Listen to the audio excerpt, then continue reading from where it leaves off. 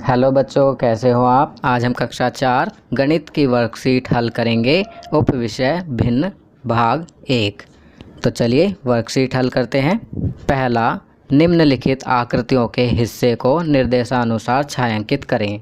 आप देख सकते हैं यहाँ पर कुछ आकृतियाँ दी हुई हैं, हमें निर्देशानुसार इन्हें छायांकित करना है। पहली आकृति त्रिभुज की है, इसे 1/2 हिस्से को छायांकित करेंगे तो यह इस प्रकार दिखेगी। दूसरी आकृति वृत्त की है, इसके 1/4 हिस्से को छायांकित इस प्रकार करेंगे। पांचवी आकृति पंचभुज की है, इसके 1/2 हिस्से को छायांकित इस प्रकार करेंगे। चौथी आकृति षटभुज की है, इसके 3/4 भाग को छायांकित करेंगे तो यह इस प्रकार दिखेगी। चलिए आगे बढ़ते हैं। प्रश्न 2, नीचे दी गई आकृतियों के छायांकित भाग के बराबर के भिन्न से मिलान करें।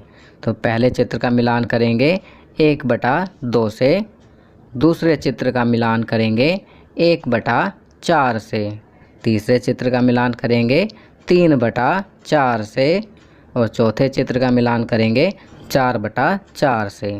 चलिए आगे बढ़ते हैं। प्रश्न 3, निर्देशानुसार यदि निम्नलिखित वस्तुओं को विभाजित किया जाए तो प्रत्येक व्यक्ति को कितना मिलेगा। नीचे दी गई तालिका को पूरा करें। एक आपके लिए किया गया है। वस्तुएं 12 फूल, आधा यदि 2 में विभाजित हो तो प्रत्येक को मिलेगा 6 फूल प्रति व्यक्ति।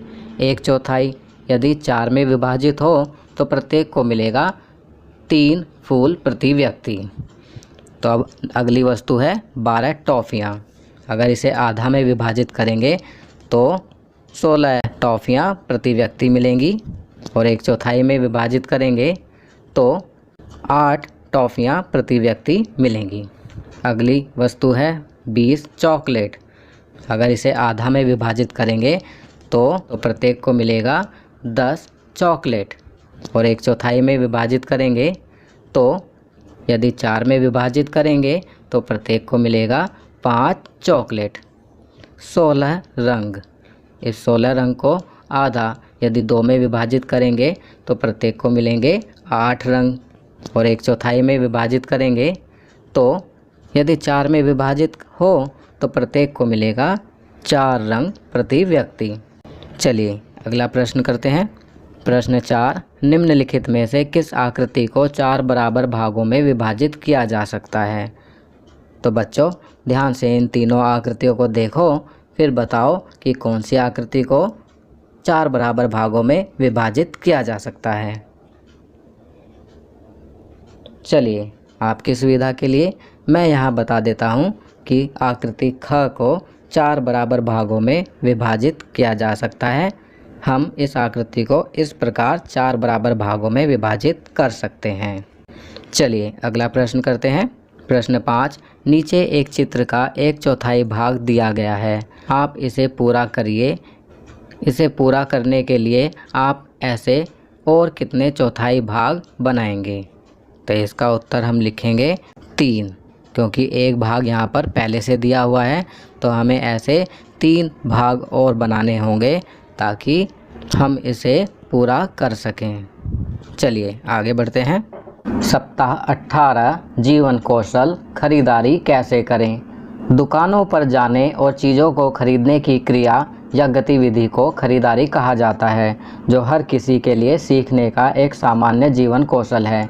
लागत मूल्य, विक्रय मूल्य, लाभ और हानि सामान्य शर्तें हैं जो खरीदारी से संबंधित हैं। जब लागत मूल्य विक्रय मूल्य से कम होता है तो लाभ होता है और जब लागत मूल्य विक्रय मूल्य से अधिक होता है तो हानि होती है। रोहित की माँ उसे 1000 रुपये देती है और किराने का सामान खरीदने के लिए उसे पास की किराने की दुकान पर भेजती है। किराने की दुकान की दर सूची नीचे दी गई है। नीचे दी गई तालिका को पूरा करें और फिर उन प्रश्नों का उत्तर दें जो नीचे दिए गए हैं। तो चलिए तालिका देखते हैं। तालिका में पहले क्रम संख्या, फिर सामान का नाम, उसके बाद मूल्य रुपए में, उसके बाद रोहित द्वारा खरीदे जाने वाले सामान की मात्रा, फिर रोहित द्वारा खर्च की गई राशि। पहला सामान है चावल, चावल का मूल्य है 40 रुपये प्रति किलोग्राम। रोहित द्वारा खरीदे जाने वाले सामान की मात्रा है 1 किलोग्राम। तो रोहित द्वारा खर्च की गई राशि होगी 40 गुणा 1 बराबर 40 रुपये। दूसरा, रिफाइंड तेल। रिफाइंड तेल का मूल्य है 107 रुपये प्रति लीटर और रोहित ने लिया 2 लीटर। तो यहाँ हम लिखेंगे 107 गुणा 2 बराबर 214 रुपये। तीसरा, चीनी। चीनी 38 रुपये प्रति किलोग्राम। 2.5 किलोग्राम चीनी, तो इसको हम निकालेंगे। तो चीनी का मूल्य हो जाएगा 38 गुणा 2 बराबर 76 और जमा में 19 बराबर 95। तो चीनी हो जाएगी 95 रुपये की। चौथा, आटा। आटा 35 रुपये किलोग्राम। रोहित द्वारा खरीदे जाने वाले सामान की मात्रा 5 किलोग्राम।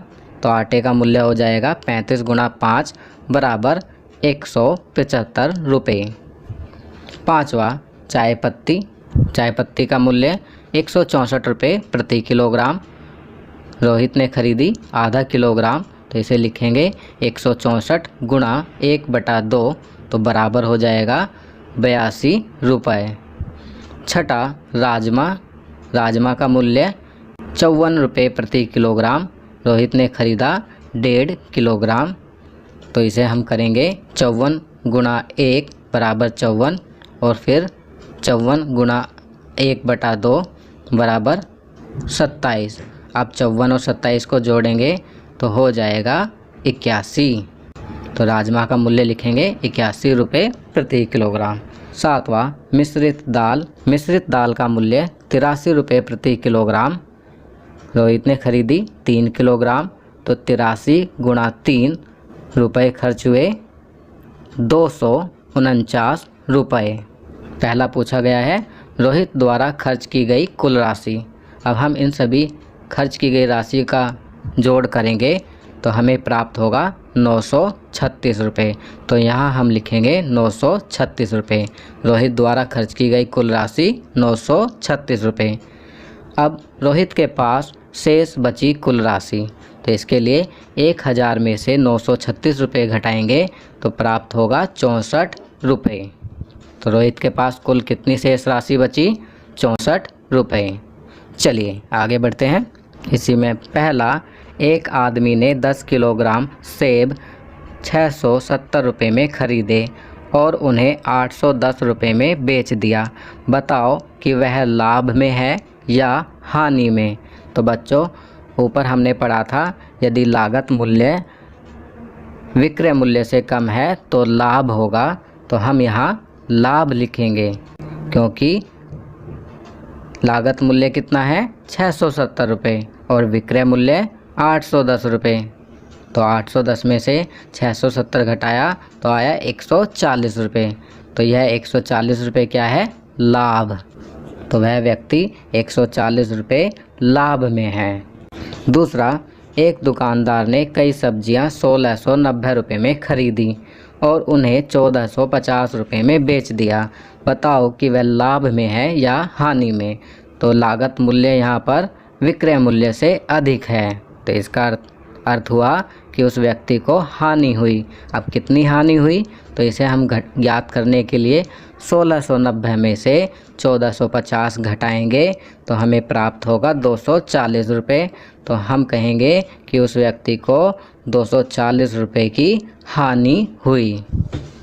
तो बच्चों, ये वर्कशीट यहाँ कंप्लीट होती है। अगर यह वीडियो आपको अच्छी लगी तो इसे लाइक एंड शेयर ज़रूर करें। अन्य विषयों पर बने हमारे लेटेस्ट वीडियोज़ को देखने के लिए चैनल को सब्सक्राइब करना ना भूलें और देखते रहिए हमारा channel knowledge kingdom. Thank you.